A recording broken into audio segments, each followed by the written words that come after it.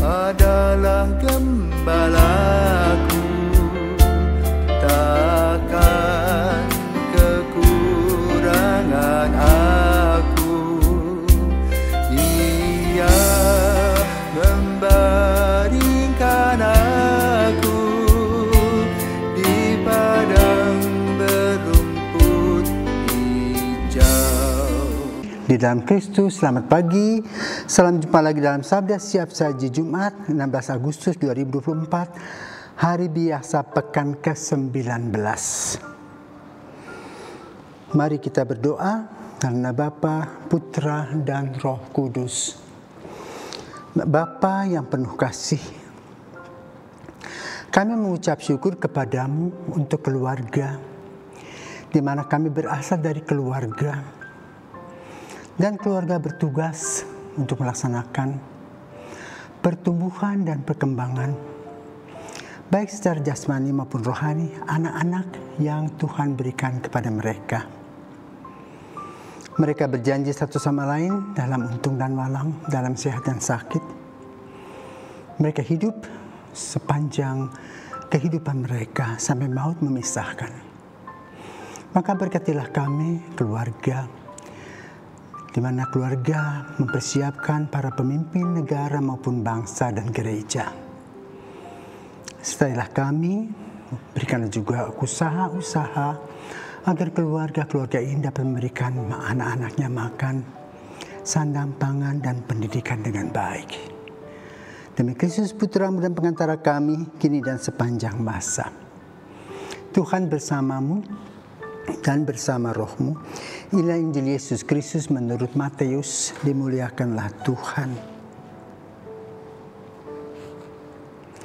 Pada suatu hari datanglah orang-orang Farisi kepada Yesus untuk mencobai Dia. Mereka bertanya, apakah diperbolehkan orang menceraikan istrinya dengan alasan apa saja? Yesus menjawab, tidakkah kalian baca bahwa Ia yang menciptakan manusia sejak semula menjadikan mereka pria dan wanita? Dan Ia bersabda, sebab itu pria akan meninggalkan ayah dan ibunya dan bersatu dengan istrinya, sehingga keduanya itu menjadi satu daging. Demikianlah mereka itu bukan lagi dua, melainkan satu. Karena itu apa yang telah dipersatukan Allah tidak boleh diceraikan oleh manusia. Kata mereka kepada Yesus, jika demikian, mengapa Musa memerintahkan untuk memberi surat cerai jika orang menceraikan istrinya? Kata Yesus kepada mereka, karena ketegaran hatimu, Musa mengizinkan kalian menceraikan istrimu. Tetapi sejak semula tidaklah demikian. Tetapi aku berkata kepadamu, barang siapa menceraikan istrinya, kecuali karena zina, lalu kawin dengan wanita lain, ia berbuat zina. Maka murid-murid berkata kepada Yesus, jika demikian halnya hubungan antara suami istri, lebih baik jangan kawin. Akan tetapi Yesus berkata kepada mereka, tidak semua orang dapat mengerti perkataan ini. Hanya mereka yang dikaruniakan Allah saja. Ada orang yang tidak dapat kawin karena ia memang lahir demikian dari rahim ibunya, dan ada orang yang dijadikan demikian oleh orang lain, dan ada orang yang membuat dirinya demikian karena kemauannya sendiri.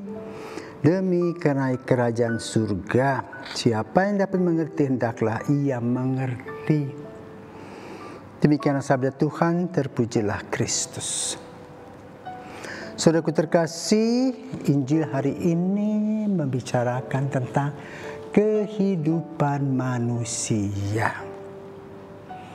Kehidupan manusia dibagi dalam beberapa bagian. Yang pertama, hidup berkeluarga, yang intinya adalah sepasang suami istri menikah, tak boleh cerai, dan monogami sifatnya.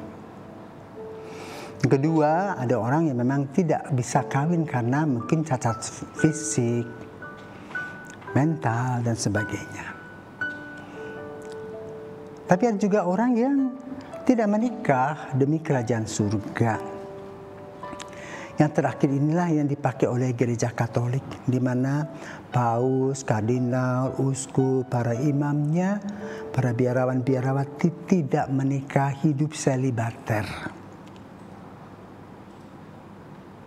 Nah, dari macam-macam cara hidup ini, yang paling banyak adalah berapa orang?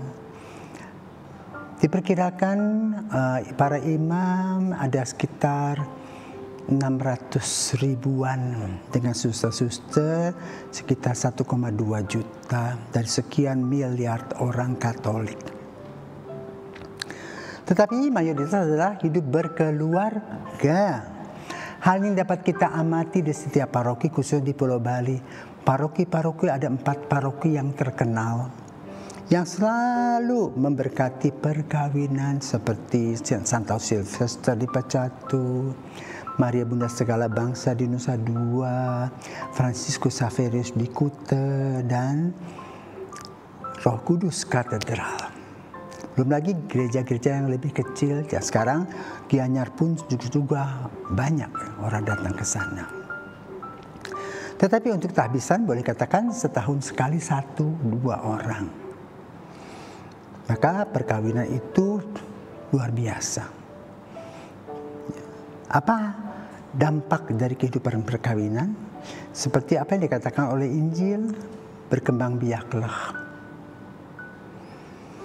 Maka hidup perkawinan ditujukan, satu, untuk kebahagiaan pasangan masing-masing, kedua untuk prokreasio, yaitu mendapatkan anak. Anak sebagai generasi penerus. Namun, akhir-akhir ini banyak sekali masalah-masalah yang dihadapi keluarga. Ada dampak-dampak yang kurang baik dari misalnya medsos. Orang bisa berselingkuh melalui itu dan lalu dihapus. Misalnya contoh, si A mengirim WA kepada si B, yuk kita dating yuk di hotel Anu, langsung dihapus. Maka si C sebagai istri si A tidak tahu. Seperti itu.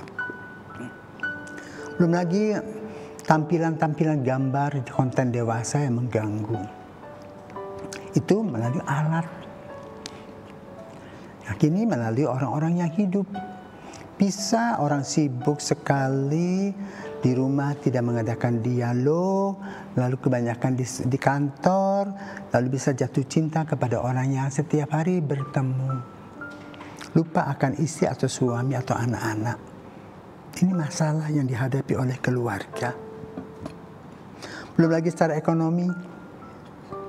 Bisa misalnya sang istri atau sang suami yang gajinya kecil lalu bertemu dengan orang yang lebih besar gajinya, yang memberikan kenyamanan secara ekonomi, maka kemudian ditinggalkan.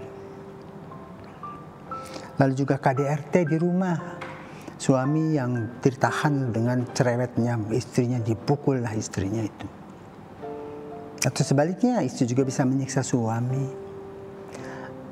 Dengan kata lain, masalah-masalah yang dihadapi pribadi demi pribadi itu mengganggu keutuhan keluarga yang pada awalnya bermimpi indah, yaitu mendapatkan kebahagiaan. Namun ternyata kebahagiaan itu kadang-kadang hanya sebagai utopia, yang ada kemudian menjadi beban. Karena itu saudara-saudaraku terkasih, dalam persiapan perkawinan Anda harus serius, betul fokus. Apakah betul ini calon pasangan saya? Maka dalam khusus persiapan perkawinan sekarang ada yang disebut dengan discovery, menemukan diri sendiri dan menemukan juga pasangan.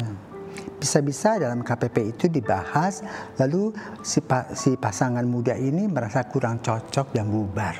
Lebih baik itu daripada setelah menikah bubar. Akibatnya anak-anak menderita terlunta-lunta, hati mereka dirobek-robek oleh situasi dan kondisi. Karena itu pastoral keluarga pada saat sekarang amat sangat penting. Ya. Setiap pasangan harus sadar, maka harus ada beberapa hal yang diperlukan dalam kehidupan berkeluarga dengan singkatan yang saya beri CCTV. Satu, cinta. 2C, komitmen. 3, trust, percaya satu sama lain. Dan mempunyai visi ke depan, vision. Sehingga mereka boleh katakan mengayuh dalam satu biduk yang bersama-sama bekerja sama kiri dan kanan. Dalam proses jatuh bangun, mereka mengembangkan dan menumbuhkan hidup berkeluarga dalam doa-doa setiap hari. Semoga keluarga-keluarga diberkati Tuhan sehingga anak-anak dari keluarga yang baik-baik bisa menjadi pemimpin yang baik dan diandalkan. Selamat kepada orang tua, Bapak Ibu yang hidup berkeluarga. Anda adalah eklesia domestika, gereja rumah tangga, di mana gereja sebagai persekutuan kudus diberkati Tuhan, dalam rumah tangga sebagai suami istri, di mana Anda mengalami proses jatuh bangun, cinta, dan kebahagiaan, serta penderitaan yang ada. Jangan takut, percayalah kepada Tuhan, dan berlindunglah pada keluarga kudus Nazaret Yesus, Maria Yosef yang memberikan semangat hidup, iman, harapan, dan kasih. Tuhan memberkati.